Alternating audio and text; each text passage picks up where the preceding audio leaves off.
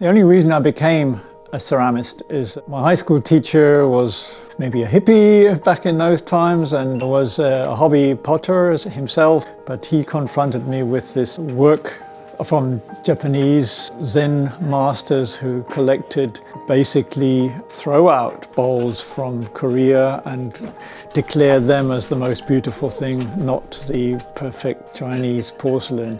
This fascinated me so much that I changed from A-level art to making ceramics.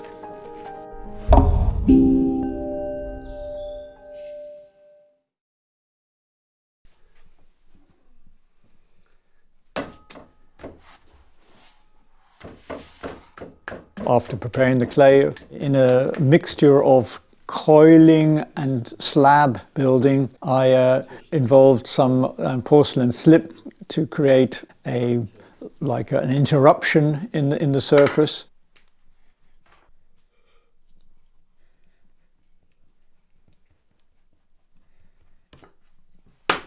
Throwing off the hump was something I wasn't confronted with, but later a Turkish thrower was an expert in this. And I remember my teacher in Great Britain, he also described you somewhere, and there was this thrower, and he first made a plate and then it became a vase, and he thought, well, this can't be real clay to be able to do that at all. And it was only years later when I saw it myself, then I realized it's just part of throwing off the hump. And it makes it a very quick way to form a wall of a vessel if you can manage to compromise the rim back into a narrow form after having it in a wide form. After preparing one half, at that point I didn't know whether it was the front or going to be the back, but slowly adapted the second half to fit together and started to get an idea about what is going to be up and what's going to be down, what's front and what's back. The bowl is formed. Sometimes there's a little bit of surprise when they see that I throw sometimes from top to bottom rather than always from bottom to top. And that in a bowl form, you don't really want to stretch out that last little bit at the bottom before you've finished at the top, because once you've done that you can't really do anything anywhere else. And so that when I'm stretching out that last bit, I do that from top to bottom.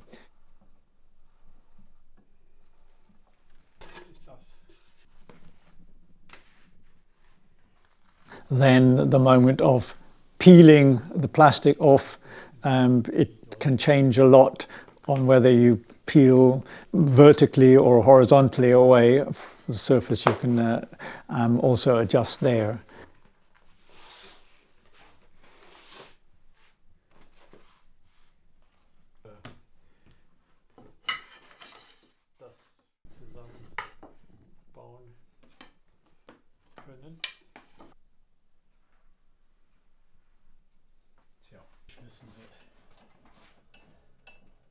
In the end, techniques vary all over the place of how people actually have their fingers and hands, but very often the steps look very similar. What happens to the clay?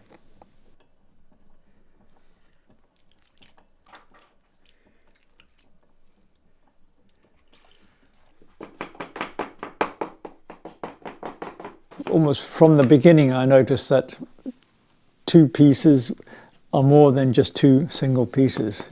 One piece has a certain amount of aura and effect, and the two pieces potentiates the whole visual impressions. So, but then also working in a group of maybe 5 pairs, which then can be sort of looked what goes best together and adjusted.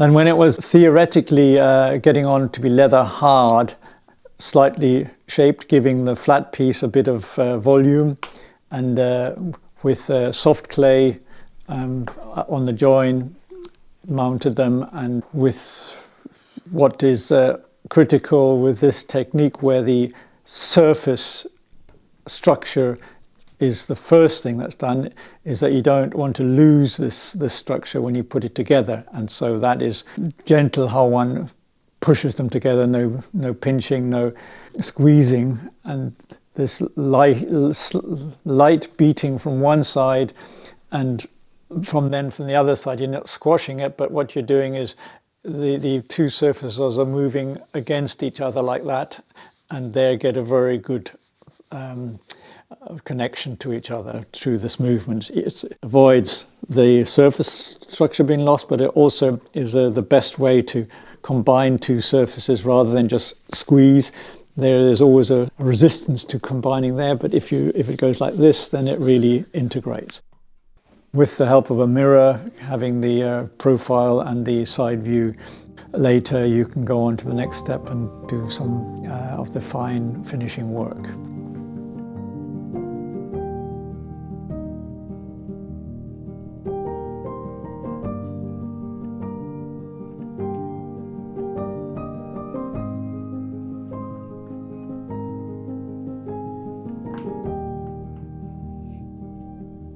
A story that my mother told later on, that I was in the primary school, my first contact with clay was almost being sent home as a punishment, because on a brightly newly painted white wall it had rained and there was like clay stuff in the ground, and I wrote my name on the wall with this clay stuff. That was my absolute first contact with clay.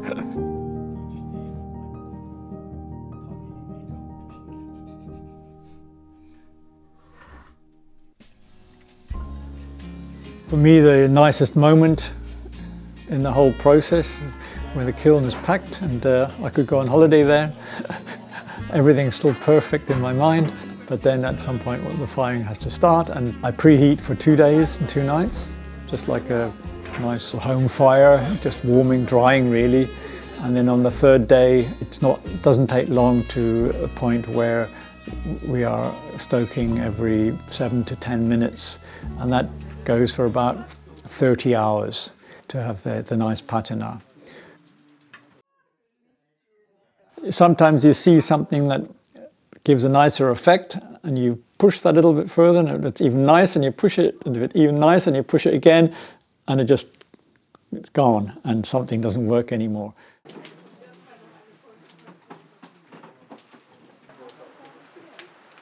Because it's quite a lot of work with the wood kiln, it only really becomes feasible in a large kiln, and that means a very slow turnover. Been firing twice a year, this quite large wood kiln. So I'm up to the 90th firing in Germany with my wood kilns.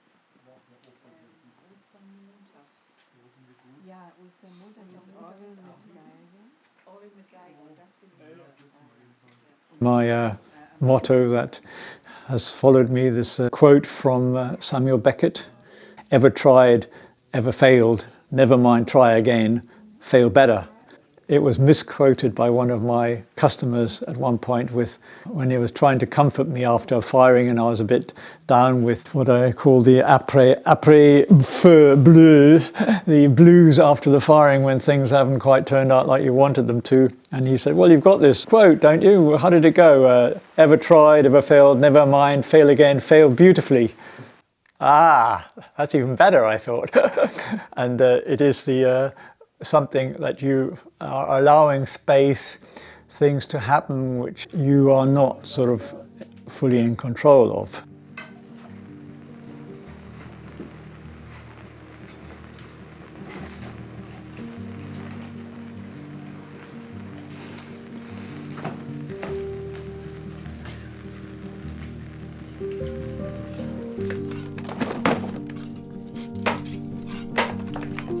Unpacking the kiln is sometimes hard. It's like what I mentioned, the after firing blues. There's not many art forms like this where you have a product that you basically feel is finished and then you put it through a process that changes it. Partly that is a lot more extreme with the wood firing, and that's a reason why I do it, is because there is a dialogue between you and the material which I find a lot more exciting than if I determine every step of the way.